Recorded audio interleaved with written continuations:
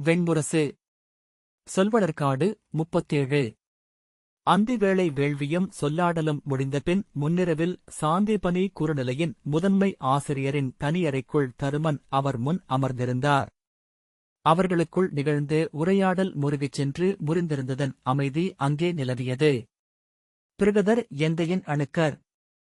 இனியவர். எளிய பற்றுக்களால் ஆனவர். அவருக்கு எந்தை மேல் உள்ள அன்பு இப்போது இளைய யாதவன் மீதான வஞ்சமாக மாறிவிட்டது என்றார் சாந்தீபனி முனிவர். அவர் முகம் மெல்லிய சிரிப்பில் வளைந்தது. அது எளியதென்பதனாலேயே கடினமானதும் கூட. வாசிப்பது சந்தீப். அரசே, எளிய மானுடர் இனியோர் என்று அறிவுடையோர் இறங்கிச் சொல்வதை கேட்டிருப்பீர்.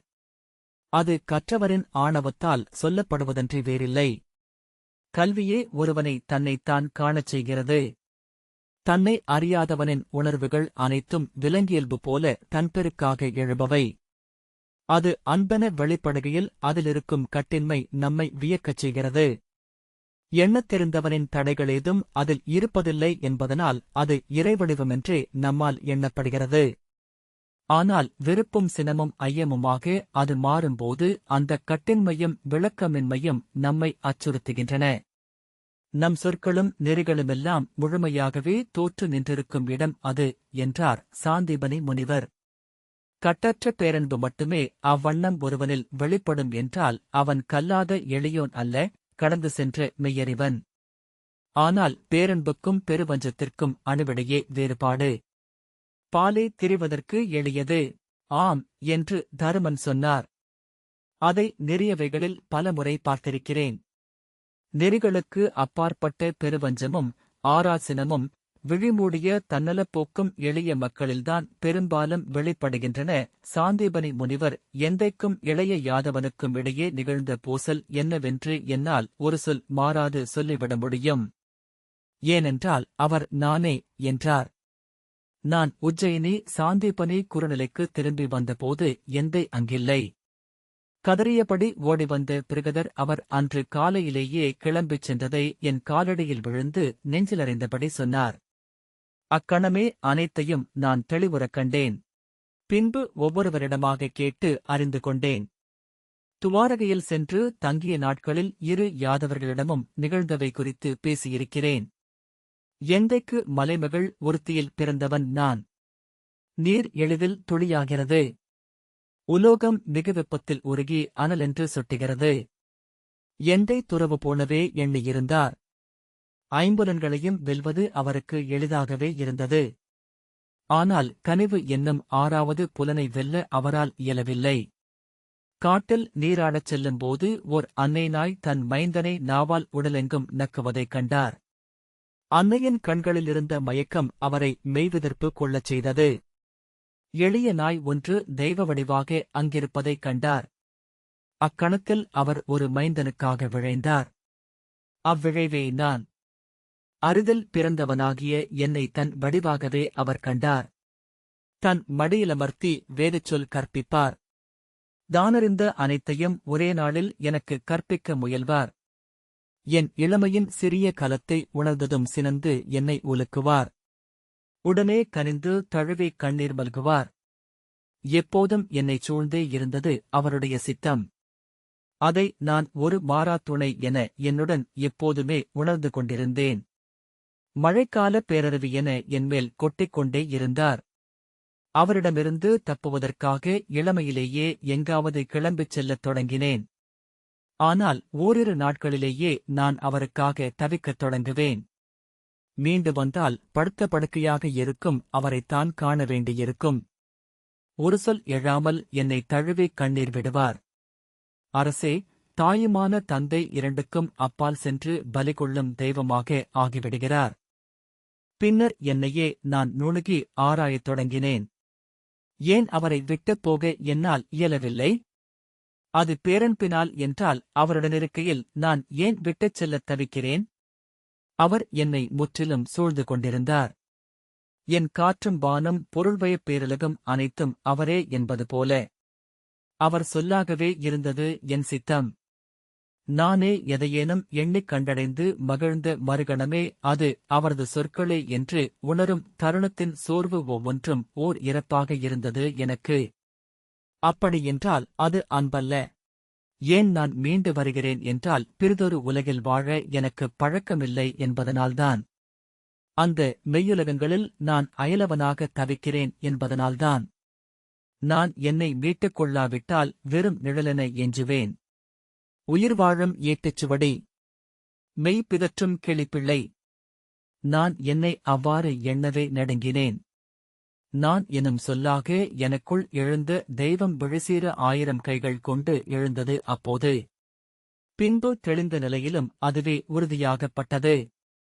எந்தைக்கு நல்மைந்தனாக நானிருப்பதென்பதே கூட அவரிலிருந்து பிரிந்து நான் என்னை வளர்த்துக் கொள்வதே. வேறு வழியே இல்லை, குருதி வழிய அறுத்துக் கொண்டுதான் ஆக வேண்டும். உடைந்து விழுந்த பிஞ்சிலிருந்தும் பால் வடியும். அது தாய்மரத்தின் பால்தான். ஆயினும் அப்பிஞ்சின் குருதியின் கூட. கிளம்பிச் சென்றாக வேண்டும், இன்றே, இல்லை நாளை. இனி பிந்தலாகாது, இனி இல்லை பொழுது. இவ்வாறு நாட்களை செலுத்திக் கொண்டிருந்தேன். என் குழப்பங்களை அறியாது தந்தை மேலும் மேலும் கைகள் பெற்று என்னை தழுவிக் கொண்டிருந்தார். ஒரு கை எனக்கு ஊட்டியது. ஒரு கை என்னை நீராட்டியது. ஒரு கை எனக்கு கற்பித்தது. ஒரு கை இரவில் என்னை கால்தழுவி ஆற்றியது. ஆசிரியர், நண்பர், ஏவலர் அனைவரும் அவரே. பொறுக்க முடியாமல் ஒருநாள் கிளம்பிச் சென்றேன். அது இயல்பான உதிர்வே என கிளம்பிய பின் கொண்ட விடுதலையால் உணர்ந்தேன். அவ்விடுதலை நாள் செல்லச் செல்ல வளர்வதிலிருந்து உறுதி செய்து கொண்டேன். சாந்தீபனி காட்டிலிருந்து தெற்கே உஜ்ஜயினி வந்தேன். அங்கிருந்து மேலும் சென்றேன். அங்கிருந்து கிளம்புவதற்கு முன் பிருகதரை அழைத்து நான் பிரபாச நீரில் ஆடிவிட்டு திரும்பி வருவதாகச் சொன்னேன். ஆனால் நான் சென்றது மேற்கு மலைகளின் உச்சியில் சௌராஷ்டிர நாட்டுக்குள் அஷ்டசரஸ் முடிமேல் இருக்கும் பிரபாச தீர்த்தத்துக்கு அல்ல, மாளவத்திற்கு வடக்கே இன்றைய துவாரகைக்கு தென்னெல்லையாக அமைந்த பிரபாச கடல்துறைக்கு. அனைவரும் அறிந்த இடம் யாதவர்களின் தூநீராட்டு தலமான பிரபாச தீர்த்தம்தான். அப்படித்தான் பிருகதர் எடுத்துக்கொண்டார். எந்தை என்னை பின் தொடர்ந்து வந்து நாளும் என்னைப் பற்றிய செய்திகளை அவருக்கு அனுப்ப தன் மாணவர்களையோ ஒற்றர்களையோ அமைப்பார் என அறிந்திருந்தேன். ஓரிரு நாட்களுக்குள்ளாகவே என்னை திரும்பிச் செல்லும்படி கோரி மன்றாட்டு வந்துவிடும். தந்தையிடம் பொய் சொல்லக்கூடாது என்பதனால் பிராபச ஜலம் என்று பிருகதரிடம் சொன்னேன். அவர்தான் எண்ணியதையே கேட்கும் எளிய உள்ளத்தவர் என அறிந்திருந்தேன். அவ்வண்ணமே நிகழ்ந்தது. எந்தை பிரபாச தீர்த்தம் வரை ஒற்றர்களை அனுப்பி நான் அங்கே சென்றடையவில்லை என்று கண்டடைந்தார். பிரபாசத்துறை குறித்து நான் வியாசரின் காவியத்தில்தான் படித்தேன். அது கடல் நிலத்திற்குள் பீரிட்டு வந்து உருவாக்கிக் கொண்ட ஒரு பெருஞ்சுழி. அதன் விளிம்பில் இறங்கினால் நீர் நம்மை அள்ளி நெடுந்தொலைவுக்கு சுழற்றிக் கொண்டு சென்று மறு எல்லையிலுள்ள சிறிய குகை வாயிலுக்கு முன் விட்டுவிடும். அக்குகை அதனுள் உள்ள இயற்கையான அருமணிகளால் ஒளிகொண்டது. அதனுள் அமர்ந்தால் ஊழ்கம் எளிதில் பயப்படும் என்றது வியாச மாளிகை. ஆனால் அங்கு செல்லும் தகுதி நமக்கு உண்டா என்பதை கடலே முடிவு செய்யும். தகுதியற்றவர்களை அது தன் சுழிமயத்திற்கு கொண்டு சென்று விழுங்கிவிடும். அங்கு சென்று என்னை நானே நோக்கி அறிய வேண்டுமென விழைந்தேன். ஓராண்டில் திரும்பி வரலாமென்று எண்ணித்தான் சென்றேன். ஆனால் அங்கே நான் எண்ணாதவை அனைத்தும் நிகழ்ந்தன என்று சாந்தீபனி முனிவர் தொடர்ந்தார். பிரபாசத்துறைக்கு நெடுங்காலமாக எவரும் செல்வதில்லை என்று அவந்திக்குச் சென்ற பின்னரே அறிந்தேன். மாளவத்தின் ஆட்சிக்கு அப்பாற்பட்ட நிலம் அது. அங்கு முனிவர்கள் செல்வதற்கான பாதை ஒன்று முன்பிருந்தது. ஆனால் சில நூறாண்டுகளாக அப்பகுதியில் வாழ்ந்த 5 தொல்குடிகள் ஒற்றை குமுகமாக இணைந்து அரசு ஒன்றை அமைத்துக் கொண்டிருந்தனர். அதற்கு பஞ்சஜனம் என்று பெயர். மாளவமும் பிற அரசுகளும் அதை அஞ்சின. 5 வெவ்வேறு குடிகள் கலந்துருவானது பஞ்சஜனம். அந்நிலம் முற்றிலும் வேறுபட்ட ஒன்று. அடர்காடு சூழ்ந்த மலைப்பிரிவு ஒன்று நீண்ட கடலுக்குள் இறங்கி நின்றிருக்கும். அது சங்கு வடிவமானது. அதை இன்று சங்ககிரி என்றே சொல்கிறார்கள். மலைத்தெய்வமான தாரையை வழிபடும் தாராபுத்திரர்களும் பறக்கும் நாகத்தை வழிபடும் சிரோநாகர்களும் முகில்வடிவ யானையை வழிபடும் கஜமேகர்களும் அந்த மலைக்காட்டில் வேட்டையாடி வாழ்ந்தனர். கடலாமையை வழிபடும் மகாஜலர்களும் அலைத்தெய்வத்தை வழிபடும் தரங்கர்களும் கடலோரமாக மீன்பிடித்து வாழ்ந்தனர். அவர்களுக்குள் பல்லாயிரம் ஆண்டுகளாக ஓயாது போர் நிகழ்ந்து வந்தது. சில நூறாண்டுகளுக்கு முன்பு பெருங்கடல் கொந்தளிப்பு ஒன்று நிகழ்ந்தது.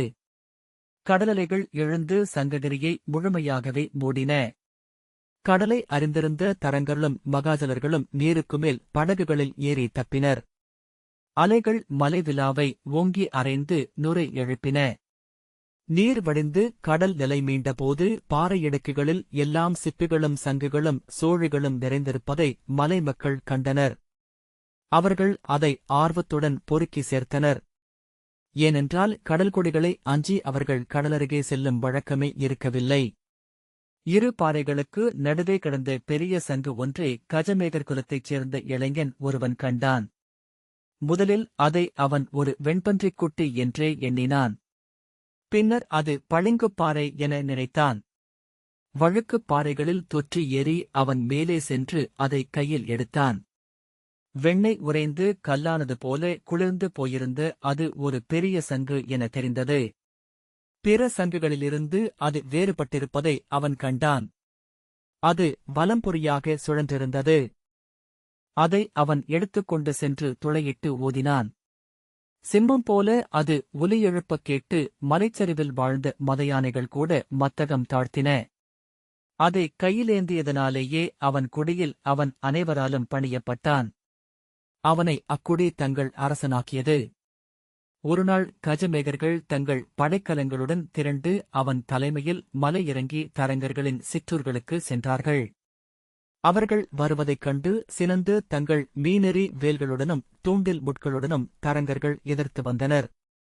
கஜமேகர்களின் தலைமுகப்பில் அவர்களின் தலைவன் மிகப்பெரிய வலம்புரிச் செங்குடன் வருவதைக் கண்டனர். அவன் அதை மும்முறை ஊதியதும் அவர்கள் படைக்கலங்களை விட்டுவிட்டு முழங்கால் ஊன்றி பணிந்தனர். அவன் அவர்களை வென்று அவர்களை தன் மக்கள் என அறிவித்தான். அவர்களின் குலத்தலைவி அமரும் பாறைப் பீடத்தில் அந்த சங்கை தன் தலையில் வைத்தபடி அரசன் என அமர்ந்தான். அவர்கள் அவனுக்கு மீனும் சிப்பியும் முத்துக்களும் அளித்து வணங்கினர். அவன் பெருஞ்சங்கத்தின் கதை அனைத்து குலங்களுக்கும் பரவியது. எந்த எதிர்ப்பும் இன்றி 5 குலங்களும் அவனை தங்கள் அரசனாக ஏற்றுக்கொண்டன. அவன் தன் தலையில் அந்த வெண்சங்கை முடியெனச் சூடி அமர்ந்து ஆட்சி செய்தான். அவனை அவன் குடி சங்கன் என்று அழைத்தது. மாளவர்களும் பிறரும் அவனை சங்காசுரன் என்றனர். சங்கனின் வழிவந்த அரசர்கள் மாளவம், விதர்ப்பம், கூர்ஜரம் போன்ற பிற அரசுகளின் எல்லைகளைத் தாக்கி கருவூலங்களை கொள்ளையிடுவதை தங்கள் பொருள் வளர்க்கும் வழியாகக் கொண்டிருந்தனர். வணிகப் பாதைகளில் வண்டிகளை மறித்து சூறையாடினர். பயணிகளில் பெண்களையும் அரச குடியினரையும் அந்தணரையும் பிணையாகப் பிடித்துக் கொண்டு சென்று சிறையிட்டு பெரும்பொருளுக்கு விலை பேசினர். செல்வம் சேரச் சேர அவர்கள் கோட்டையையும் அரண்மனையையும் கட்டிக் கொண்டனர். அவர்களின் அரசன் சங்கு வடிவமான பொன்முடியை சூடிக்கொண்டான். அவர்களின் குலக்குறியான அந்த வலம்புரிச் சங்கு அரண்மனையின் மையத்தில் ஒரு பொற்பிடத்தில் அமைக்கப்பட்டிருந்தது. அதை பாஞ்சஜன்யம் என்றனர். சங்கனின் படைகள் முன்னரே ஒருமுறை துவாரகைக்கு வந்த யாதவ பெண்களை கவர்ந்து கொண்டு செல்ல முயன்றன. செய்தி அறிந்த கிருஷ்ணனும் பலராமனும் ஒரு சிறு புரவிப் படையுடன் குறுக்கு வழியாகச் சென்று அவர்களை மறித்து போரிட்டு தங்கள் பெண்களை மீட்டனர். சங்கனின் மைந்தன் ஒருவன் அப்போரில் கொல்லப்பட்டான். துவாரகை உருவாகி வந்தமை பஞ்சஜனர்களுக்கு அச்சுறுத்தலாக இருந்தது. துவாரகைக்கு வரும் கலங்களை பஞ்சஜனர் தாக்கிக் கொள்ளையடித்தனர். அவர்களை சென்று தாக்கி வெல்லும் அளவுக்கு துவாரகைக்கு படைவல்லமையும் இருக்கவில்லை. எனவே ஒவ்வொரு நாளுமென அங்கே கரையிலும் கடலிலும் போர்களும் போசல்களும் நிகழ்ந்து கொண்டிருந்தன. இவை எதையும் அறியாமல் நான் பிரபாசத்துறைக்கு சென்றேன். நான் எங்கு செல்கிறேன் என்பதை எவரிடமும் சொல்லவில்லை. மாளவத்தின் எல்லையைக் கடந்ததுமே என்னை எவரோ தொடர்வது போல உணர்ந்தேன். சற்று நேரத்திலேயே என்னை வளைத்துக் கொண்டார்கள். என்னை அறைந்து வீழ்த்தி கைகளை பின்னால் கட்டி இழுத்துச் சென்றனர். அவ்விளமையில் அதையும் ஒரு காவிய நிகழ்வாகவே எண்ணிக்கொண்டேன். என்னை கொண்டு சென்று சங்கன் முன் நிறுத்தினர். முதற்சங்கரசரின் 12வது கொடிவழியினன் அவன். என்னிடம் என் கொடிவழியையும் குறுமுறைமையையும் கேட்டான். நான் வேண்டுமென்றே பொய் சொன்னேன். என் குறுமுறை கௌதமநெறி என்றும் என் தந்தை பெயர் விபாசர் என்றும் சொன்னேன். ஏன் அப்படி சொன்னேன் என்று இன்றும் தெரியாது. அந்த இளமையையே சுட்டுவேன். ஏதோ ஒன்று நிகழ வேண்டுமென எண்ணினேன். முனிவர்களை கொல்ல மாட்டார்கள் என எண்ணியிருக்கலாம். அல்லது பிணைத்தொகைக்காக அவர்கள் என் தந்தையை அணுகக்கூடாது என்பதனாலாக இருக்கலாம். என் ஆணவம் நிமிர்வதற்கான ஒரு தருணமல்லவா அது? அவர்கள் என்னைப் பற்றி தூதுக்களை அனுப்பினர். மாளவர் என்மேல் ஆர்வம் காட்டவில்லை. கௌதமர்கள் தங்களில் எவரும் காணாமலாகவில்லை என்று சொல்லிவிட்டனர். ஓராண்டு காலம் என்னை அவர்கள் சிறை வைத்திருந்தனர். பின்னர் என்னை அவர்களின் படகுகளில் அடிமைப் பணிக்காக சேர்த்துக் கொண்டனர். உண்மையில் எனக்கு அவ்வுலகம் புத்தம் புதியதாக இருந்தது. ஒவ்வொரு நாளும் புதிய அறிதலுடன் விடிந்தது. கடுமையான உடலுழைப்புக்குப் பின் பெரும்பசியுடன் உண்பதும் உடல் சோர்ந்து தன்னை மறந்து துயில்வதுமே பேரின்பம் என்று கண்டு கொண்டேன். படகோட்டவும் கடல் புகுந்து மீன் கொள்ளவும் பயின்றேன். அவர்கள் மொழியை நன்கு கற்றேன். நாளடைவில் அவர்களில் ஒருவனாக ஆனேன். அவர்களால் விரும்பப்பட்டேன். என் கல்விப்புலம் எனக்கு உதவியமையால் அவர்களில் கற்றோன் என முதன்மை பெற்றேன். எங்கும் எக்குலத்திலும் அந்தணனுக்கான இடமொன்று உள்ளது. செந்தன்மை என்பதே அந்தன்மை என்பதனால் அவர்களின் மொழிக்கு நான் இலக்கணம் அமைத்தேன். அவர்களிடமில்லாத சொற்களை செம்மொழியிலிருந்து எடுத்து அளித்தேன். அவர்களின் கடற்குறிகளை தொகுத்து சமுத்திரலட்சணகாரி என்னும் நூலை இயற்றினேன். அந்நூலை அவர்கள் அனைவரும் மனப்பாடம் செய்ய வைத்தேன். அவர்களின் குமுக நெறிகளை தொகுத்து சங்க ஸ்மிருதி ஒன்றை அமைத்தேன். அவை புதிய தலைமுறைகளுக்கு எளிதாக கற்பிக்கப்பட்டன. அவர்களின் தொழிலும் குமுகமும் சொற்களால் உறுதியாக கட்டி நிறுத்தப்பட்டன.